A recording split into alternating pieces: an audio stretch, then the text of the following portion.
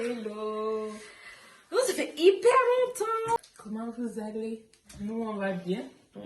On va grossir un peu.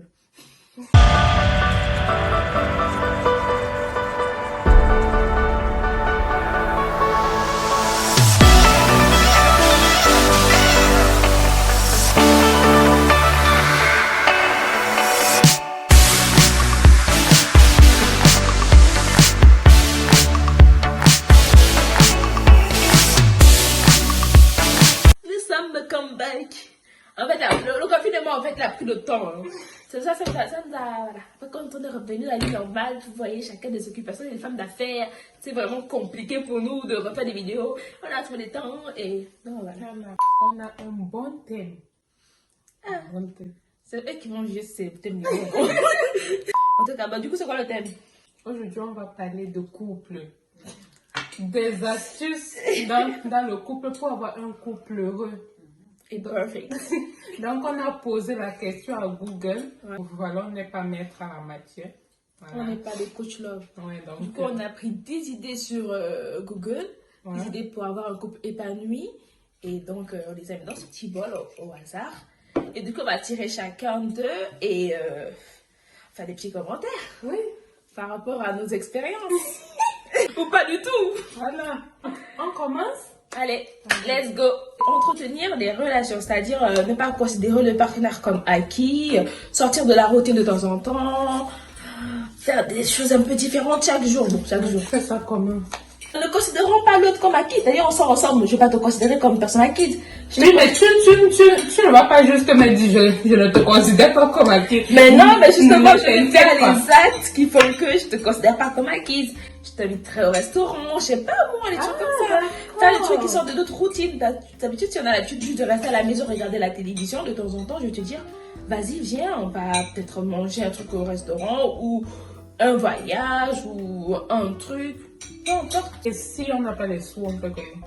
Bah vous débrouillez. Vous n'avez pas les sous pour rester dehors pour regarder le paysage.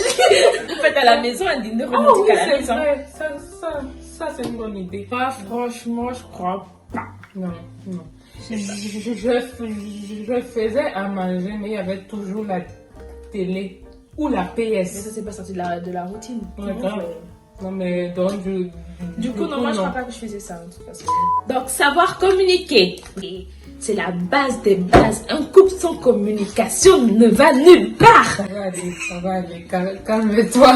Quand il y a une dispute et tout, on a toujours tendance à parler à la personne et à vouloir plutôt lui montrer que c'est nous qui avons raison. Ouais. Et du coup, est-ce que dans ton couple ou ton ex-couple, je sais pas, est-ce que il y avait de la communication? Est-ce que vous communiquez? Moi, par contre, ça oui. C'est vrai que après, je suis comme je suis pas parfaite, mais il y avait de la communication quand même. Avoir confiance. Attends, avoir confiance pendant le couple ou avant de commencer? Bah, c'est mieux tout le long, non? Oui. Et pendant et avant.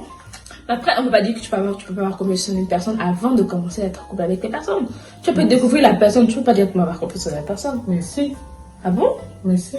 Je peux te donner une partie de la confiance au début. Ouais. Ça s'augmente au fur et à mesure, tu vois.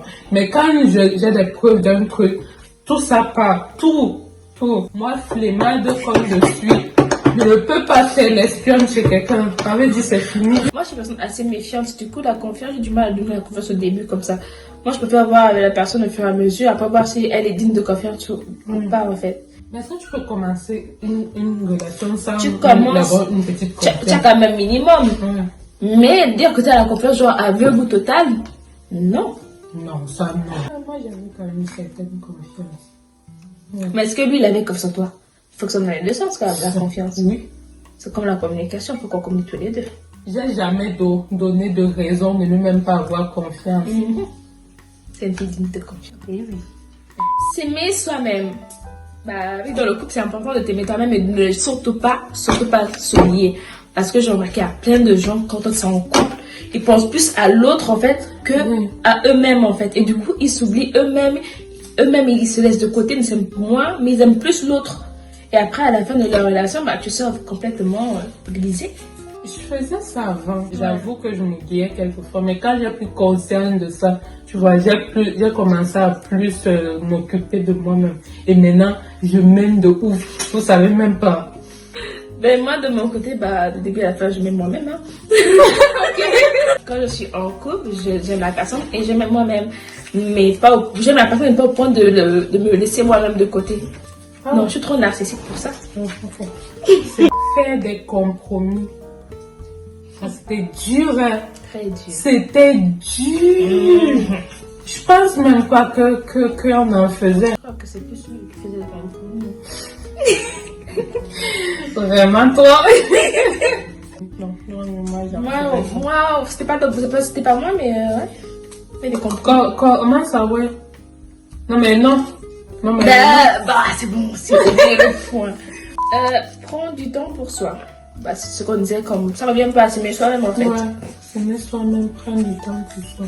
Ouais, c'est vraiment s'aimer soi-même. Parce que prendre du temps pour soi, ça veut dire que tu prends du temps.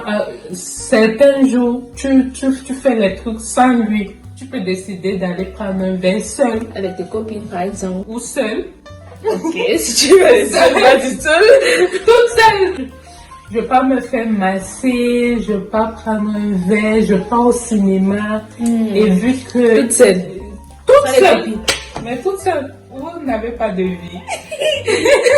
Excuse-nous. Si tu as bien fait les trucs seuls, chacun ses goûts. Que si c'est ça, je suis sûr que ouais, j'en ai pris dans le temps. Moi-même, j'ai pris du temps pour moi. Il a aussi pris beaucoup de temps pour lui. Donc, on est tous autant pour nous-mêmes. Ouais. Je suis à 6. Moi aussi. L'égalité. Accepter son partenaire tel qu'il est. Ne pas vouloir le changer, en fait. C'est-à-dire accepter les défauts et les qualités de la personne. Tu sais, il y a des qualités, comment dire, plutôt les défauts. Il y a des défauts qu'on a du mal à accepter, tu vois. Et après, souvent, ce qu'on veut faire, c'est changer la personne. Lui dire, ouais, ça, c'est pas bien, du coup, deviens comme ça et arrête de faire ça, arrête de faire ci, tu vois. Je pense que toi tu l'acceptais comme il était. On parle de qui même? Bon, on parle de moi, on peut imaginer, hein, oui. Oui et non, je crois pas. Oui et non. Parce que quand on commence à faire des reproches à la personne par rapport à tel ou tel truc, c'est... Au début, souvent, on se commente plus sur les qualités et pas les défauts. Les défauts, c'est au fur et à mesure que tu défends. Ah, il est comme ça, ah, il est comme ça, ah, il est comme si, ah, il aime faire ça, oh. Mais je dirais pas que j'ai accepté totalement tout. Je peux accepter si la personne a un certain comportement durant un moment.